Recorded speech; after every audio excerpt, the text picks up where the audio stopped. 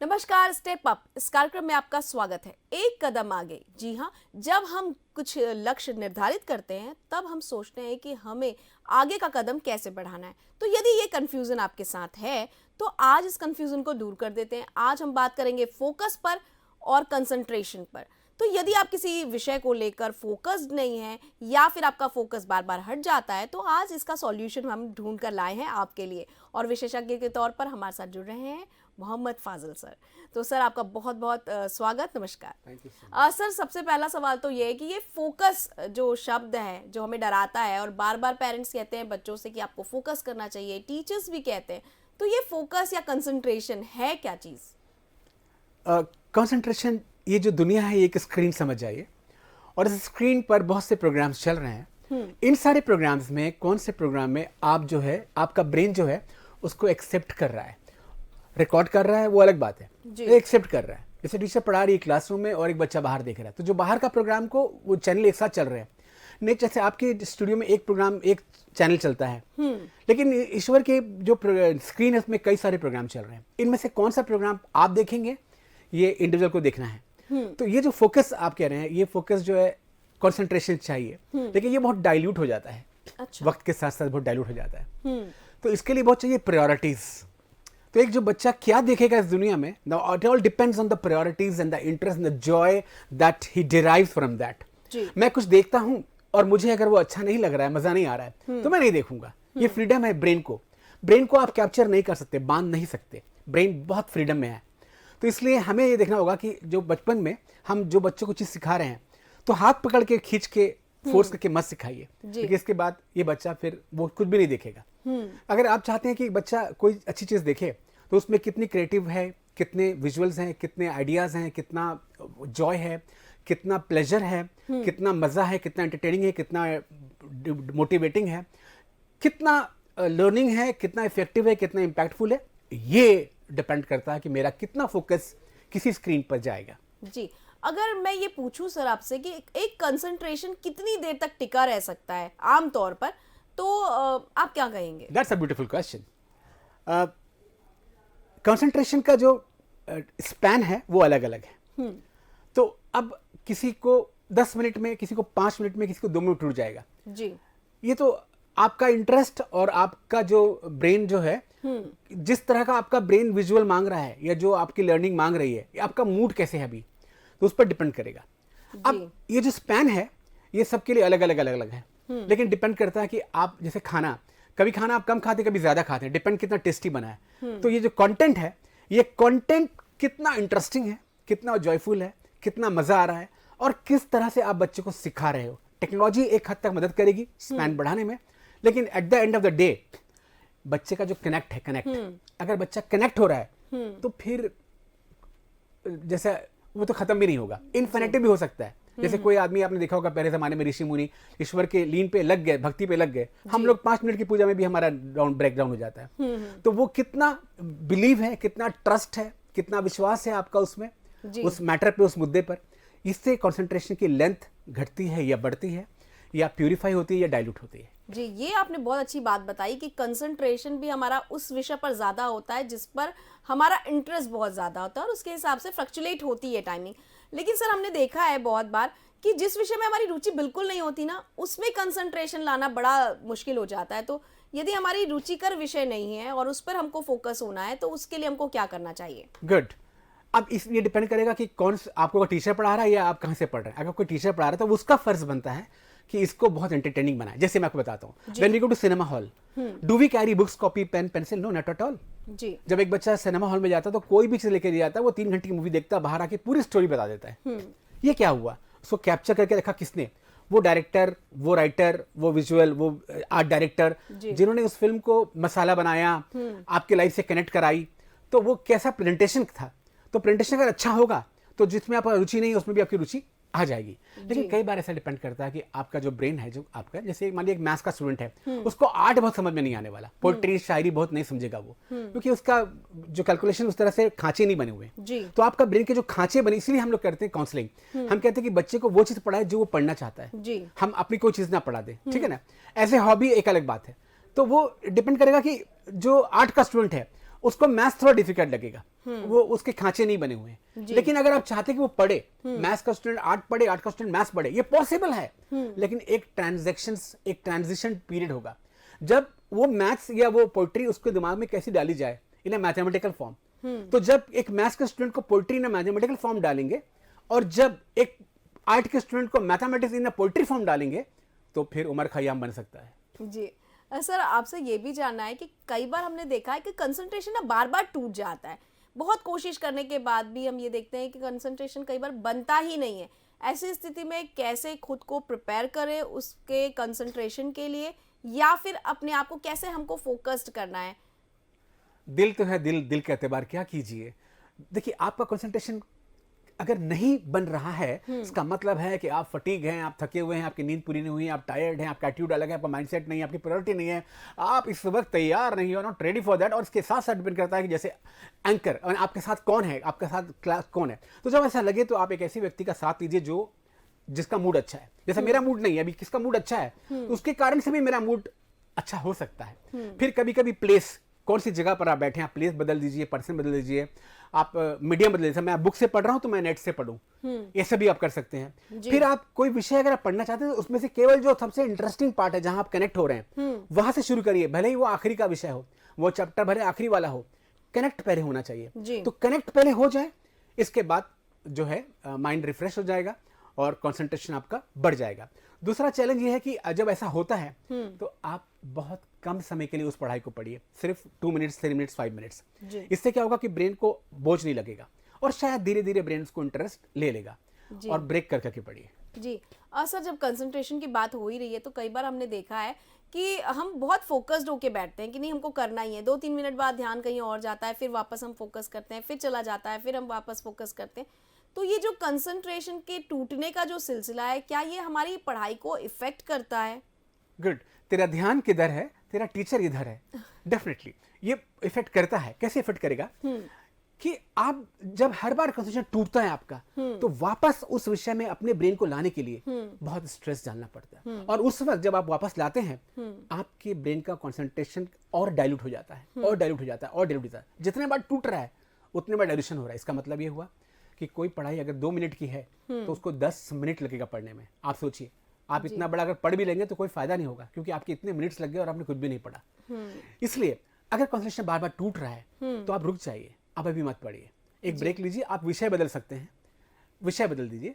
इसके बाद जब अच्छा मूड होगा, जैसे कि पीक आवर्स, तो जब आपका कंसंट्रेशन बहुत पीक में होगा, उस वक्त आप उन क्रिटिकल विषयों को या उन विषय जिसको आप नहीं पढ़ पा रहे हैं, उन विषय को उस वक्त पढ़िए। लेकिन जब आप फटीग हैं, आप थक चुके हैं, आप बहुत पढ़ चुके हैं, क्योंकि हर दिन ईश्वर ना आपके मस्तिष्क पे कुछ घंटे का कंसंट्रेशन देता है, इसके बाद ये डाइल्यूट होना चालू हो जाता है। तो इसको हमेशा प्यूरिफाई तो नहीं कर सकेंगे, उसके लिए बहुत अभ्यास चाहिए, बहुत मेडिटेशन चाहिए, बहुत योगा चाहिए। तो अगर ऐसे आम आदमी को मैं बोलूँगा तो मैं यही कहूँगा कि आप जो है इंटरेस्टिंग वे में पढ़िए और बोल के पढ़िए, अलग अलग पिच पे, कभी जोर से, कभी धीरे, कभी एकदम बिना बोले। और माहौल अच्छा बनाइए, कुछ खाते हुए पढ़िए, किसी के साथ पढ़िए और उसको लिंक करिए, कनेक्ट करिए अपने एवरीडे लाइफ से, तो शायद वापस आ सकता है। लेकिन लाना अच्छा नहीं है। जी सर, कई बार देखा है कि लोगों का कंसंट्रेशन ना समय के अकॉर्डिंग बहुत बदलता है। कुछ लोगों को सुबह बहुत अच्छे से पढ़ते बनता है, कुछ लोगों को बहुत देर रात तक पढ़ने की आदत होती है। तो ये कंसंट्रेशन का समय कैसे निर्धारित होगा? Very nice, that's a biological clock. आपकी बायोलॉजिकल क्लॉक किस तरह से ट्यून है, उस तरह से आपका कंसंट्रेशन बढ़ेगा। किसी को सुबह अच्छा लगेगा, किसी को दोपहर, किसी को शाम, किसी को रात, किसी को देर रात। तो सबकी अलग अलग टाइमिंग है। इसका मतलब ये हुआ उस पर्टिकुलर व्यक्ति का जो पीक आवर्स है, जो बायोलॉजिकल क्लॉक है, उसको कब सपोर्ट कर रहा है, ब्रेन सपोर्ट करता है। तो ब्रेन सपोर्ट कब कर रहा है, जब 5G 6G से स्पीड मिलेगा उसको।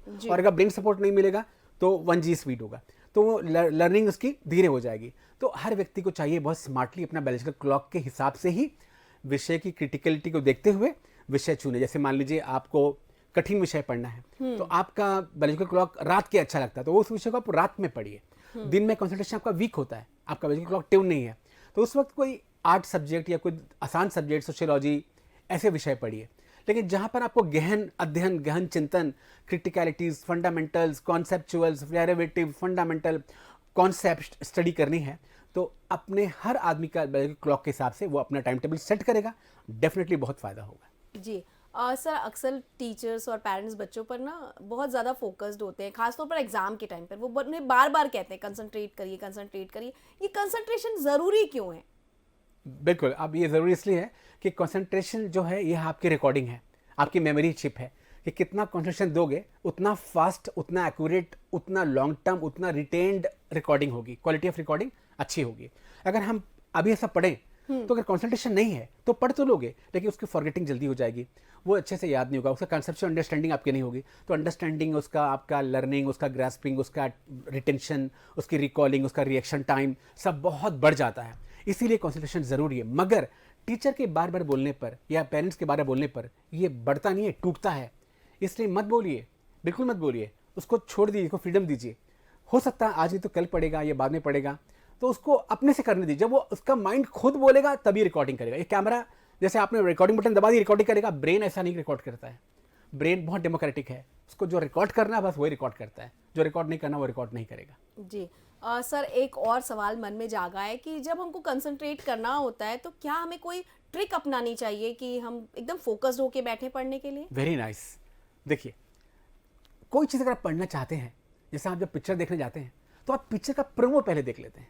इस प्रोमो में अगर आप इन्वॉल्व हो गए तो पिक्चर आपको अच्छी लग जाएगी और आप पिक्चर जरूर देखेंगे। अगर प्रोमो अगर बिगड़ गया, आपका प्रोमो कितना होता है 1-1.5 मिनट का, 1 मिनट का प्रोमो अगर अच्छा लग गया तो 3 घंटे की पिक्चर देखने को आप तैयार हैं। बिल्कुल ऐसे ही कॉन्सेंट्रेशन होता है। अगर 1 मिनट उस विषय के बारे में जिसको आप पढ़ने जा रहे हैं उसमें 1 मिनट का कुछ ऐसा कंटेंट आपने पढ़ा जिससे आप कनेक्ट हो गए तो उस विषय को 3 घंटे के लिए आप पढ़ने को तैयार हैं। याद भी हो जाएगा, याद भी रहेगा, सब कुछ हो जाएगा। इसलिए बहुत जरूरी है जब कोई विषय आप पढ़ें उसके पहले उस विषय पर 1 मिनट का चिंतन, मनन या फिर डिस्कशन या फिर कोई सीन या कोई वीडियो या कोई कनेक्ट करता हुआ कोई चीज देख ले जो अच्छा लगे आपको। अगर अच्छा लग गया आप कामयाब हो गए, 3 घंटा आप पढ़ सकते हो। जी और सर कई बार हमने देखा है कि बच्चे ना जब पढ़ने बैठते हैं, अगर मूड बहुत अच्छा है तो बहुत लंबे समय तक वो सिटिंग करते हैं और कंसंट्रेट करके पढ़ते हैं।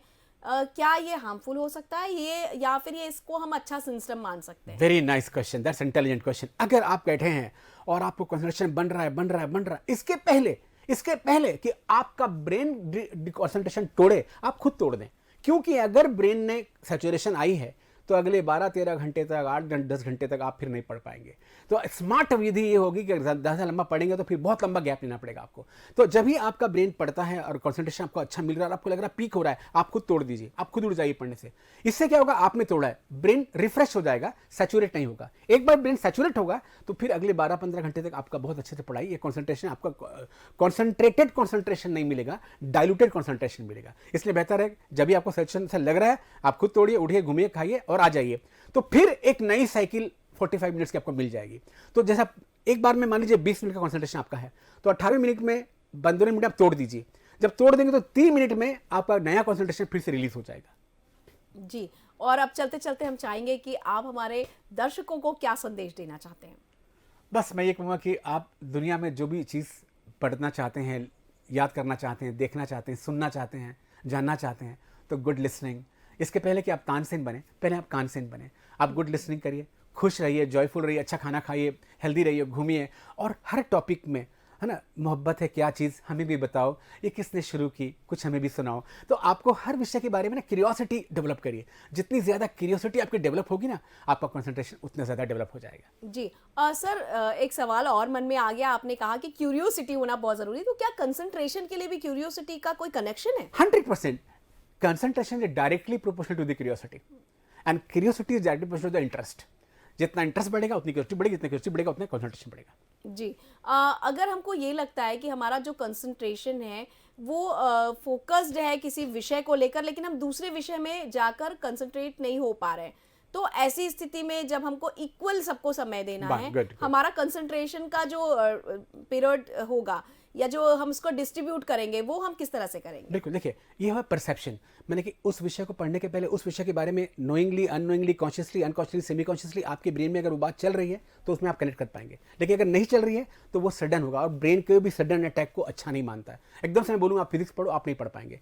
इसके पहले आपके दिमाग में फिजिक्स आया था कभी ना कभी। जैसे आप मान लीजिए पिज़्ज़ा खाते हैं तो कल रात कहीं ना कहीं डिस्कशन हुआ होगा पिज़्ज़ा का, कि देखा होगा आपने, तो ब्रेन कई घंटे पहले सेमी कॉन्शियस या सबकॉन्शियस ब्रेन में वो बात आ जाती है। तो जिस चीज़ उसको आपको पढ़ना है, सबकॉन्शियस ब्रेन में उसको एक दो बीजा लगा दीजिए, थोड़ा अंकुरित होगा, ब्रेन तैयार हो जाएगा, उस बात को खुद ही मांगेगा, खुद ही आप परोसिए, तब परोसेंगे तो ब्रेन उसको एक्सेप्ट कर लेगा। जी सर, कई बार हमने देखा है कि दूसरों को कंसंट्रेट करके पढ़ते हुए देखकर भी जेलस होती है या फिर कंपटीशन करने की इच्छा होती है। तो जब हम इस तरह से कंपटीशन में पढ़ते हैं तो क्या हम वास्तव में फोकस कर पाते हैं?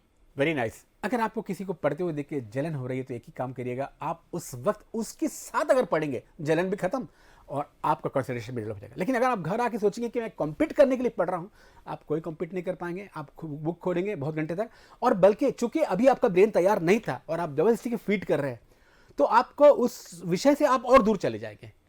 तो बेहतर है कि आप शेयरिंग करिए, कंपनी बनाइए, जॉइंट वेंचर करिए। जितना ज़्यादा ग्रुप में स्टडी करेंगे, साथ में मिलकर पढ़ेंगे, उतना बेहतर होगा। और वो अगर मैथ्स पढ़ रहा है तो आप मैथ्स ही मत पढ़िए, आपको दूसरा विषय जो आपको अच्छा लगता है, तब पॉसिबल है कि आप कॉपी कर पाएँ। लेकिन मैं जैसे बताया कि पहले सबकॉन्शियस ब्रेन में आना चाहिए। जो लड़का अभी आज 1 घंटा पढ़ रहा है, वो कल रात के कहीं ना कहीं सोचा है इस पढ़ाई के बारे में। कितना घंटा पहले आपने सोचा है, उतने घंटे पहले अगर सोचा है तो वो 12-13 घंटे के बाद वो जो है कॉन्शियस ब्रेन में वो आना चालू होता है। तो कोई चीज़ अगर आप करना चाहते हैं तो पहले सबकॉन्शियस ब्रेन में लाइए, फिर ऑटोमेटिक अगर मस्तिष्क चाहता है तो उसको कॉन्शियस ब्रेन में ला देगा। द मोमेंट कॉन्शियस ब्रेन में आएगा, आप तैयार हो जाएंगे कॉन्सेंट्रेशन और रिकॉर्डिंग के लिए। जी सर, कई बार हमने देखा है कि घर पे जब 2 बच्चे होते हैं ना तो कहीं ना कहीं तुलना हो जाती है। एक बच्चा बहुत कंसंट्रेट करके पढ़ता है और एक बच्चा बैठे तो रहता है पढ़ने को लेकिन उसका ध्यान पढ़ाई पे नहीं होता। ऐसी स्थिति में पेरेंट्स की बड़ी दुविधा का समय होता है वो, क्योंकि वो देख रहे हैं कि एक बच्चा पूरी तरह से फोकस्ड है अपनी स्टडी को लेकर और एक बच्चा बिल्कुल भी फोकस नहीं कर पा रहा है। तो ये दोनों में बैलेंस कैसे बनाया जाए? Very nice. अब मैं आपको बताता हूँ, कुछ बच्चे जो बिल्कुल नहीं पढ़ते हैं, ये बच्चे एक्चुअल में इंटेलिजेंट हैं और इनको इतना टाइम नहीं लगता है। पेरेंट्स और टीचर को लगता है ये बच्चा बिल्कुल नहीं पढ़ता, ये बच्चा बहुत पढ़ता है। जो बच्चा बहुत पढ़ रहा है, दरअसल उसका IQ लेवल कम है, उसका इमोशनल इंटेलिजेंस कम है, उसकी ग्रास्पिंग कम है। और ये जो बच्चा बहुत कम पढ़ता है और जो घूमते रहता है, एक्चुअल में ये पढ़ाई उसके हिसाब से बहुत छोटी है। तो इस बच्चे को थोड़ा बड़ा चैलेंज दीजिए, थोड़ा मोर क्रिटिकल मैथ्स दीजिए, तब ये पढ़ने बैठेगा। अगर आप उसका जो विषय देखिए, आप हमेशा ऐसा होता है, ये जो बच्चे आप जिनके बारे में कह रहे हैं, वो बच्चे अक्सर मार्क्स अच्छे ले आते हैं और जो बहुत ज़्यादा पढ़ते हैं वो बहुत अच्छे मार्क्स नहीं लेकर आते। ये स्मार्ट चाइल्ड है, ये स्मार्ट स्टडी करते हैं। तो हमारे पेरेंट और हमारे टीचर कुछ हम लोग इस बच्चे के बारे में गलत धारणा कर लेते हैं। लेकिन अगर आप चाहते हैं कि वो बच्चा और पढ़े तो उसके लिए थोड़ा चैलेंज क्रिटिकल करिए, थोड़ा चैलेंज बड़ा करिए, तब वो आएगा, तब वो पढ़ेगा। अदरवाइज उसको लगता है कि तो 2 मिनट की पढ़ाई में 10 मिनट क्यों पढ़ूं। तो ऐसे में अगर बच्चे हैं तो जो बच्चा को आप चाहते हैं कि बहुत कम देर तक पढ़ता है, इसको एक काम करें, इसको घंटे में पढ़ाइए, इसको कॉन्ट्रैक्ट दीजिए। जैसे लेबर को हम कॉन्ट्रैक्ट देते हैं ना, एक दिन का काम नहीं, इतना काम करो इतना पैसा ले जाओ, तो उसको बोलो ये 4 चैप्टर पढ़ लो और आपकी छुट्टी। तो ऐसे बच्चों को कॉन्ट्रैक्ट भी देना चाहिए, ना कि रोजी में। जी हाँ सर, एक और सवाल मन में Good. आया है। कई बार हमने देखा है कि जो बच्चे बहुत अच्छे होते हैं पढ़ाई में, उनको ना टीचर्स या पेरेंट्स बहुत पुश करते हैं, तुम्हारा कंसंट्रेशन बहुत अच्छा है, बहुत अच्छा है। तो या तो वो बहुत अच्छा कर जाते हैं और कई बार लोग डिमोरलाइज करते हैं कि नहीं तुमसे तो हो ही नहीं पाएगा, हो ही नहीं पाएगा, फिर वो बच्चे बहुत पीछे चले जाते हैं। इन दोनों ही स्थिति में स्टूडेंट्स को हम कैसे फोकस रखें ताकि वो बातों में ना आए, ना वो बहुत ज़्यादा ओवर कॉन्शियस हो जाए और ना ही वो बहुत ज़्यादा सबकॉन्शियस हो जाए? देखिए, आप वासेपुर की पिक्चर आई थी, उसमें कहा था तुमसे नहीं हो पाएगा और उससे हुआ भी नहीं। देखिए आपने कहा वो कितना सही, देखिए, और वो लास्ट तक वो कर नहीं पाया, उसका अंपायर खत्म हो गया। What I am telling you कि ऐसा कोई नेगेटिव बात जो आप करते हैं, वो बात अगर बच्चे को डिमोटिवेट करती है और वो प्रूफ कर देती है बच्चों की वाकई में ऐसा ही हूं। इसीलिए अगर आप कुछ भी नहीं कर सकते हैं तो बस नेगेटिव टॉक मत करिए, आप पॉजिटिव रहिए। और बेहतर है एक्सप्रेशन से पॉजिटिव लेकर आइए, आप मुंह से मत बोलिए, बोलने की जरूरत नहीं। मोहब्बत है क्या चीज़ है ना, what I am telling you. एक शाम की दहलीज पर बैठे रहे वो देर तक, आंखों से की बातें बहुत, मुंह से कहा कुछ भी नहीं। तो what you have to do, parent अच्छा एनवायरनमेंट बनाए, खुश रहे, जॉयफुल रहे, उसको मोटिवेट करे, है ना, तो वो बच्चा अच्छा कर लेगा। लेकिन अगर आपने नेगेटिव और ताने मारे और अगर आपके बच्चे ने इन तानों को और इस डिमोटिवेशन को अगर वो एक्सेप्ट कर लिया, तो याद रखिए आपका बच्चा ज़िंदगी भर कुछ अच्छा नहीं कर पाएगा। बहुत से बच्चे मैं जानता हूँ जो अच्छा नहीं कर पाए बिकॉज देयर पेरेंट। लेकिन उन बच्चे जब हमारे पास फिर आए थे और फिर मैंने उन बच्चों को आज पहुँचा दिया, वो बच्चे आज इंडिया में बड़े बड़े जगह पर बैठे हैं। वो बच्चे जिनको माना गया था कि कुछ नहीं कर पाएगा, लेकिन वो बहुत बड़ा काम कर दिए। कारण क्या था? कारण बस एक छोटा सा सेंटेंस जो हमारे लोग बोलते हैं ना, वो सेंटेंस उनको पीछे कर देता है। क्योंकि कोई लोग बहुत सेंसिटिव होते हैं, छोटी सी बात भी उन्हें बहुत बुरी लग जाएगी। इसलिए सेंसिटिविटी को देखते हुए बच्चे को कमेंट करिए। जी ये बहुत अच्छी बात आपने कही कि हमारा एक कमेंट उनके पूरे फ्यूचर को प्रभावित कर सकता है, इसलिए जो भी बोले हम बहुत सोच समझकर और बहुत ध्यान से बोलें। एक और सवाल सर, अब चाहते हैं हम आपसे जानना कि यदि हमें ऐसा लग रहा है कि बच्चा जो है वो पूरी तैयारी कर चुका है, वो फोकस भी है, उसने पूरी पढ़ाई कंसंट्रेशन के साथ की है, लेकिन पेपर देखते ही उसका कंसंट्रेशन कहीं गुल हो गया है, उस मोमेंट पे उसको क्या ऐसा करना चाहिए कि उसका फोकस जो है वो वापस से उस सब्जेक्ट की तरफ, उस पेपर की तरफ हो जाए? एक प्रार्थना, एक दुआ, एक पॉजिटिव थिंकिंग, एक टीचर को एक अच्छी निगाह से अगर देख लेगा ना, एक निगाह टीचर की एक पॉजिटिव निगाह देख लेगी तो कंसंट्रेशन वापस आ जाएगा। अगर ऐसा कुछ भी नहीं हो रहा है तो एक काम करेंगे, उस क्वेश्चन पेपर में जो सबसे आसान प्रश्न है उसको सॉल्व करने से सारा कुछ कंसंट्रेशन आपका याद किया हुआ सब कुछ आ जाएगा, फॉरगेटिंग बंद हो जाएगी। लेकिन अगर आपने उस क्वेश्चन पेपर का पहला क्वेश्चन जो कि कठिन था, अगर वो सॉल्व करना चालू किया तो फिर कंसंट्रेशन को वापस आने में टाइम लगेगा और आपने जो पढ़ा था मेमोरी वो लूज होने लगेगी, इन्फॉर्मेशन धीरे आएंगे।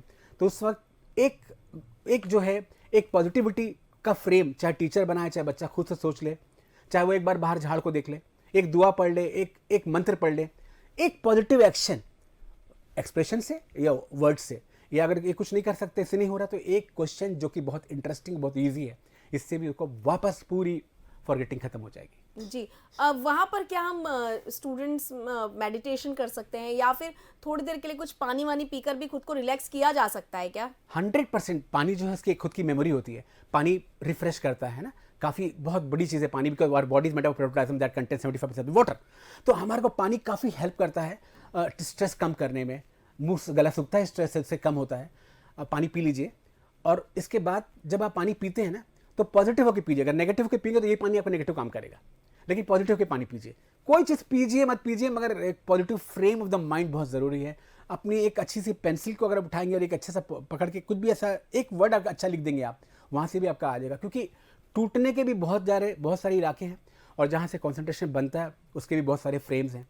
एक मोहब्बत की निगाह, एक अच्छा काम, एक अच्छी सोच, एक अच्छा फ्रेम, एक आपका जो दोस्त बैठा है वहाँ पर जो आपका अच्छा दोस्त है, उसको भी देख लेंगे तो फॉरगेटिंग बंद हो जाएगी। इतना सेंसिटिव है ये ब्रेन, कहीं से भी सोर्स पता नहीं कौन से सोर्स से आपका कंसंट्रेशन और फॉरगेटिंग खत्म हो जाएगी, वापस आ जाएगी, या एक नेगेटिव सोर्स से आपका कंसंट्रेशन टूट भी सकता है। तो पानी पी सकते हैं और एक इंटरेस्टिंग क्वेश्चन को सॉल्व कर सकते हैं, एक सांस ले सकते हैं, और जब पेपर मिल जाए, पेपर मिलने के पहले जब क्वेश्चन पेपर ना मिले उसके पहले थोड़ा सा मेडिटेशन कर सकते हैं। That will definitely help them to concentrate on the topics. जी, इतनी सारी बातें करने के लिए और इतनी महत्वपूर्ण जानकारी देने के लिए बहुत बहुत धन्यवाद। एक कदम आगे, हम यही चाहते हैं कि आपका अगला कदम आपको ऊंचाइयों की ओर ले जाए। किसी और विषय के साथ होगी आपसे मुलाकात, तब तक कीजिए थोड़ी सी प्रतीक्षा, थोड़ा सा इंतजार। नमस्कार।